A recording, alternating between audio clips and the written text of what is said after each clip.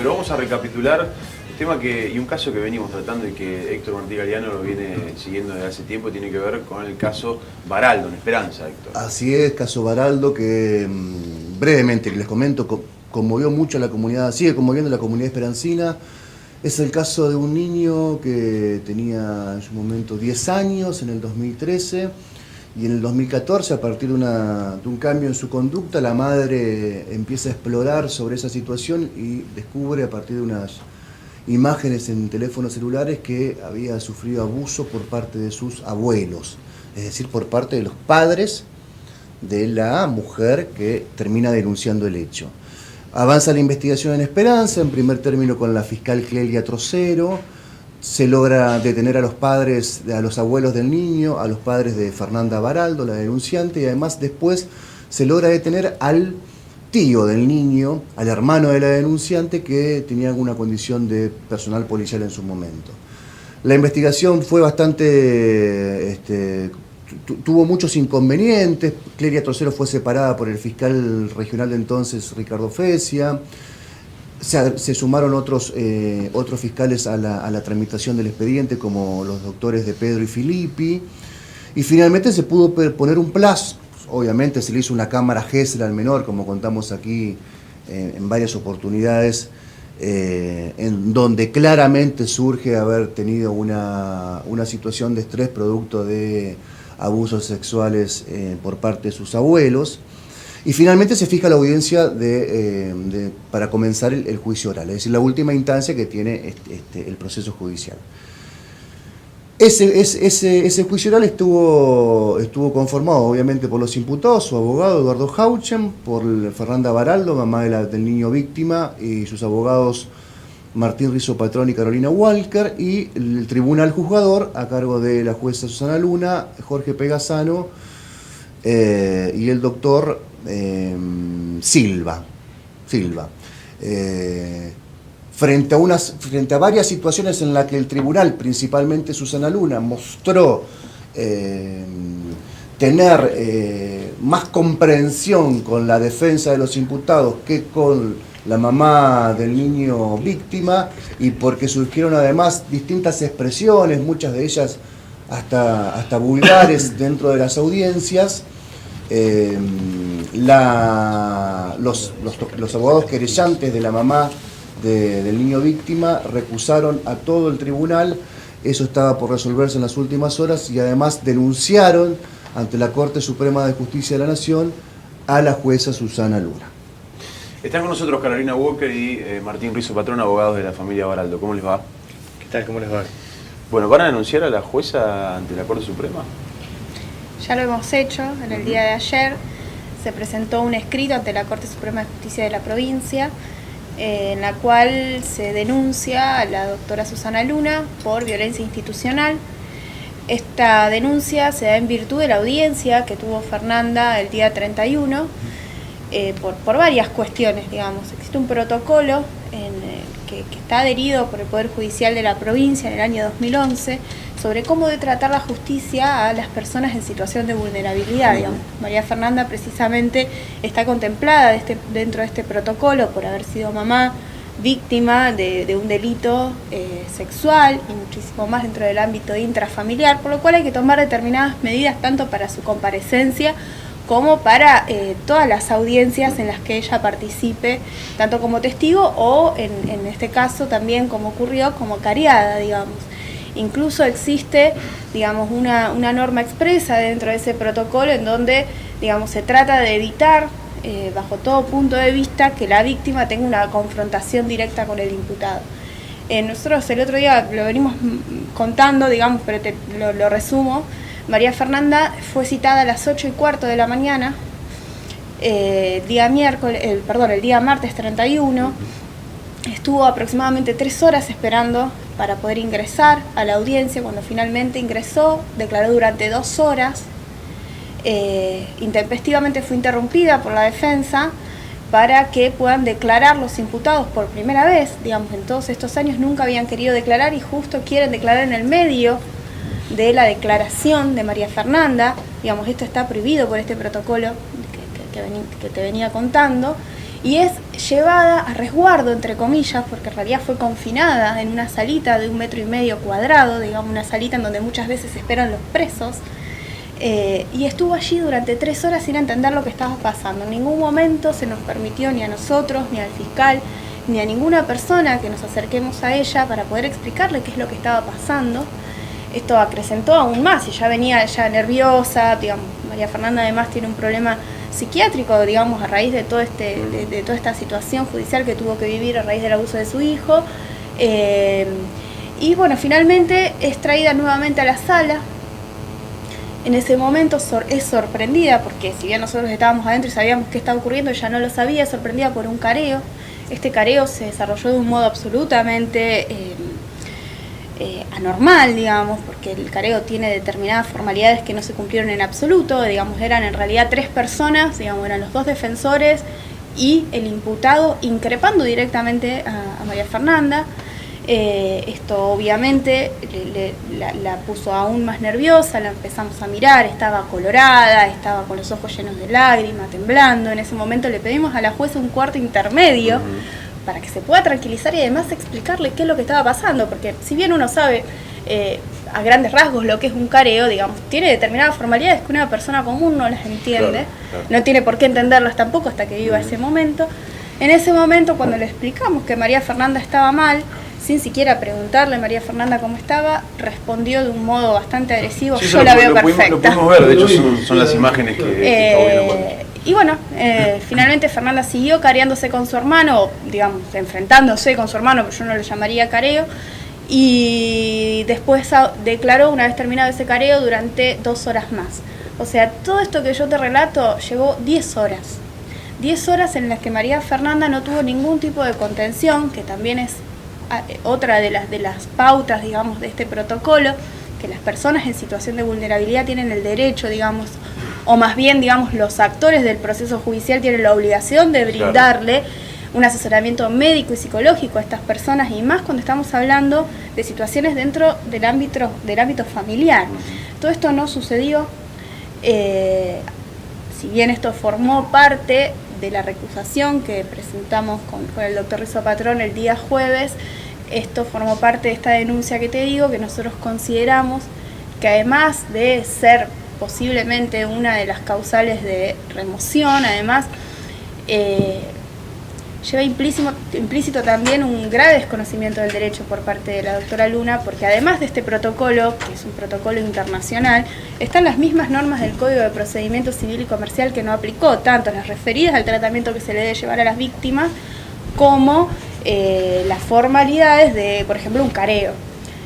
Así que bueno, nosotros en el día de ayer presentamos esta denuncia. Obviamente ahora tiene que ser el procurador quien diga si existió o no una presunta falta en el accionar de la doctora Luna que pueda llevar, digamos, a dar lugar a un jury. Por lo que relatás, digo, no es solamente una falta o una cuestión en particular, sino todo el contexto, digo, 10 horas, 3 horas en una sala sin saber lo que estaba pasando, un careo que, según lo que ustedes comentaban, no se dio en los términos que eventualmente se debiera dar.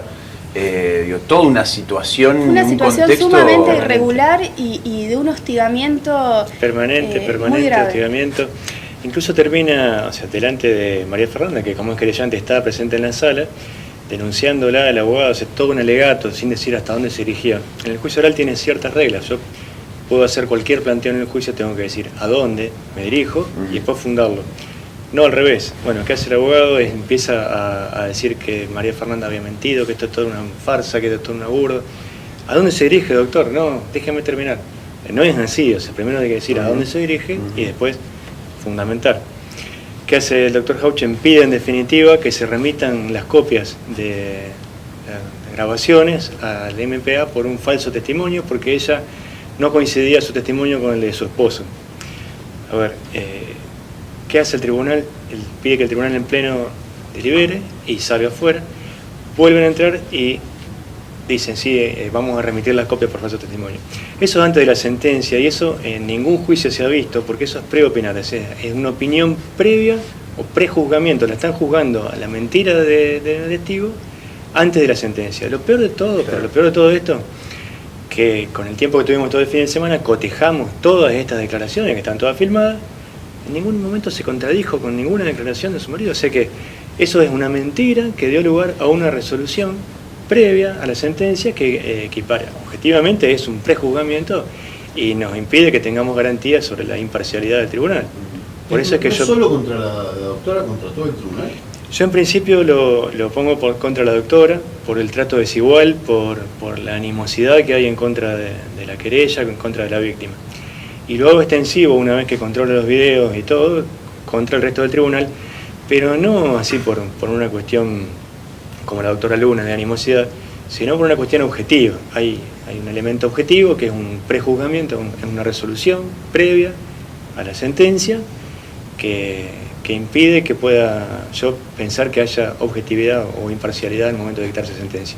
Es una cuestión objetiva y no dudo en ningún momento, y quiero dejar eso bien claro, porque tengo entendido, nos han notificado verbalmente, sin la resolución, el día de hoy, de que los jueces no aceptaron la recusación, pero sí que se apartaron, o sea, se excusaron ellos. Calculo que por violencia moral, yo no tengo todavía la resolución. Yo en ningún momento cuestioné su buena fe, su probidad. Yo lo que digo es que adelantaron una opinión con determinado tema y no merecen dictar sentencia a estos mismos jueces. De todas maneras, el proceso estaba contaminado por este tipo de animadversión. Ha hecho que con Carolina, con el fiscal, nos tengamos que enfrentar permanentemente a la jueza porque nuestros derechos iban siendo permanentemente avasallados. Entonces esto ha generado ciertas rispideces que presumo que fueron lo que se adelantó, se apresuró el tribunal a resolver de esta manera. Si esto no están notificados todavía de que se hayan apartado. Formalmente no, pero me notificaron, ya se protocolizó, me dijeron y todo de que se habían excusado. De ser así, Sí. ¿Cómo continúa esto? Digo, ahora tiene que jugar otro tribunal, digo, comienza de vuelta el proceso. Va a tener que comenzar de vuelta el Juicio. proceso. Va a tener el juicio oral, básicamente, el Exactamente. debate. Exactamente. El proceso entero no, sino solamente el debate. El juicio oral desde entrada, yo se advierto una animadversión de parte de la jueza. Desde el primer momento, cuando le da una prueba, o sea, le ofrece, pide una prueba que ya había sido rechazada incluso por la Cámara, la defensa, que era que, estando dos pericias, hay dos pericias, una de la defensa, una pericia de parte de los peritos oficiales, donde dicen, una que hay abuso, otra dice que no hay abuso, que es mentira. Ofrece una tercera pericia de la Corte Suprema de la Nación, una pericia que un año mínimo puede llegar a demorar. O sea, la jueza le admite esa prueba, pero le da 15 días para producirla. O sea, a mí se me viene a la memoria el caso Storni, donde no va a ser la primera instancia, sino la segunda, lo que va a tener que darle libertad, porque yo, como soy muchísimas veces defensor, me admiten una prueba, no me dejan hacerla. O sea, ¿cómo van a dictar sentencias sin una prueba que yo... Para mí es fundamental. Claro. Y es tan fundamental como decir, está mintiendo la denunciante. O sea, admiten una prueba que no va a ser tenida en Que cuenta no a la te hora permiten, de emitir la sentencia. Entonces dijo que va a dictar sentencia aún sin esa prueba. Una cosa totalmente ilógica y da lugar a una nulidad de parte de la defensa que podría llevar a la libertad de estas personas que están acusadas del abuso. ¿Puedo agregar una cosa? Que hablando de cosas ilógicas, es ilógico que la jueza Susana Luna tenga responsabilidad y la responsabilidad que tiene. Si uno revisa muchos fallos de la Cámara de Apelaciones de Santa Fe, hasta han señalado en algunos casos hasta el desconocimiento por el derecho que tuvo en algún criterio la jueza Susana Luna en causas en donde ha intervenido. Yo no me explico cómo esta mujer que vemos en pantalla ahora esté sentada en un tribunal juzgador cuando ha demostrado, siendo jueza de instrucción,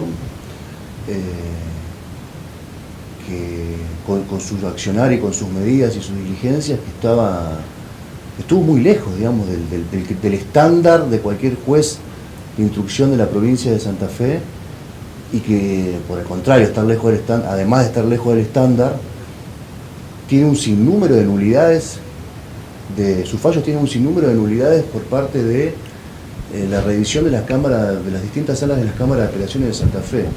En el caso de chicas que fueron víctimas de sus novios, allá por las Pascuas del 2013, que intervino Susana Luna, casos que tienen que ver con la violencia gremial de la UOCRA en el 2013.